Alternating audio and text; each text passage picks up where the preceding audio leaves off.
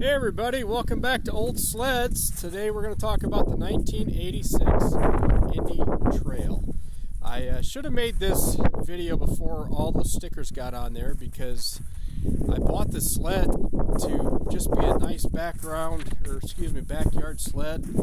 And I had an 86 Indy 400 back in the day and bought this because it was a nice find. And then my boy decided to race it, so as you know, stickers make it go faster. So we had to add the stickers. So the 1986 was the first year for the tapered tunnel of the Indies. You can see it's a little tapered there. And also the first year for the 488cc fan-cooled sled. And it is arguably one of the best motors ever made. They are just bulletproof and tough. And pardon my coughs, by the way. This one, just before I forget, if you ever buy one of these, I bought this and it had about 1,700 miles, and I'm like thinking, oh great. Well, the speedometer cable, not the cable, but it stopped counting miles.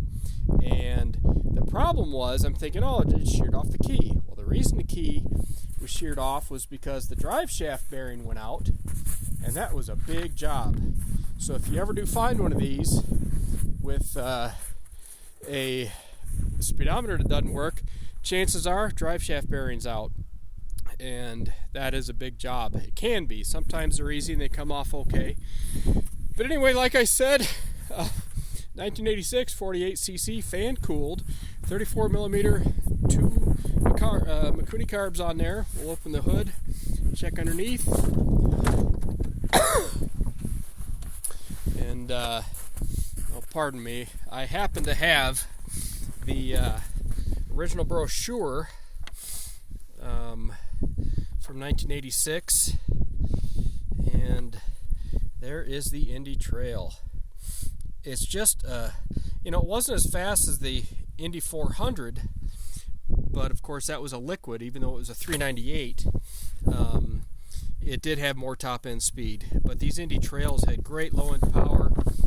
Just a overall wonderful machine for back in the day.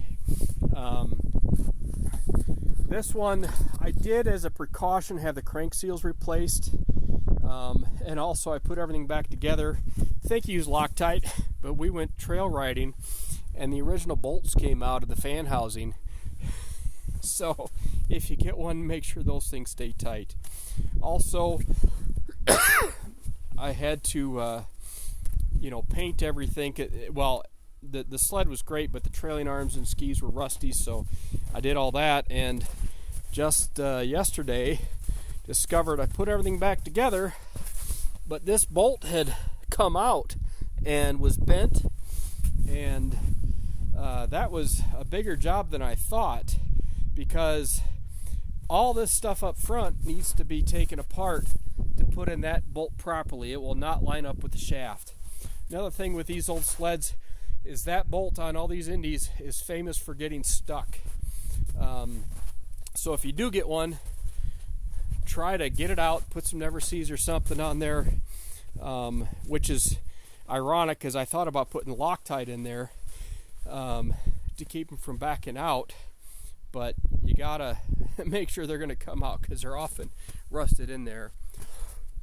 If I remember right, these had 56 horsepower, if I'm correct, and oil injection, of course.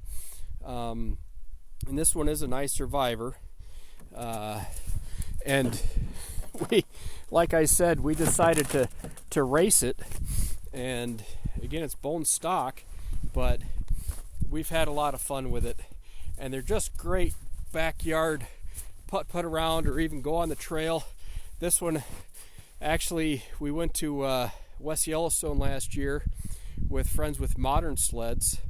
That would have been in 2022, and I took a 96 as well. Did not jet it right. This thing was jetted so fat for the elevation, and then the group went up in elevation to a place called Two Top which is, I don't know if it's 8,000 or 10,000 feet, have to look it up, but this old girl made it, and with a 13-year-old at the helm, and he said he had to keep riding around to keep it running because it was so rich. I'm going to start it up if she'll cooperate. By the way, this hook we put on there to help race with the ovals, so you can lean over, and also it sits a little lower because there are two options for your deep snow or not. So we have it in the upper bolts here because there's another setting down there you could put it in, but because we were racing ovals, I wanted it as low as possible to the snow. So pardon me real quick, I gotta make sure my magazine doesn't land in the snow. But yeah, found this one about 4 years ago and replaced the crank seals, and of course everything else in it. You're going to want to replace needles and seats, fuel lines, everything, probably the pickup line in the tank, all that stuff when you get these old sleds. But they can definitely be brought to life. And this one, it sounds sick when it's idling, but and sometimes it needs a lot of choke, but we're going to see if it starts for us. Here, let me choke it. See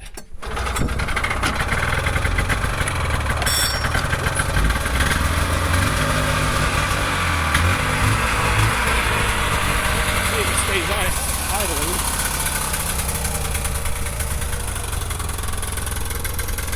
It almost sounds like it has a knock, but it gets up and goes. I'm sorry for the little shaky camera work, but I got a fair amount of snow here in the backyard, and but yeah, hopefully you enjoyed the video, learned something about the 86 Indy Trail, or is it the Trail Indy? I'm not sure, but yeah, you can see some of the paint wore off in that Polaris emblem down there. It looked real pretty back in the day. Still a good looking sled, and yeah, these are around a lot. You can get them cheap, and they're just a fun bulletproof motor. Keep everything lubed in the back and check your bearings, track tension, place the fuel lines, needles, and seats. And this thing is a tank.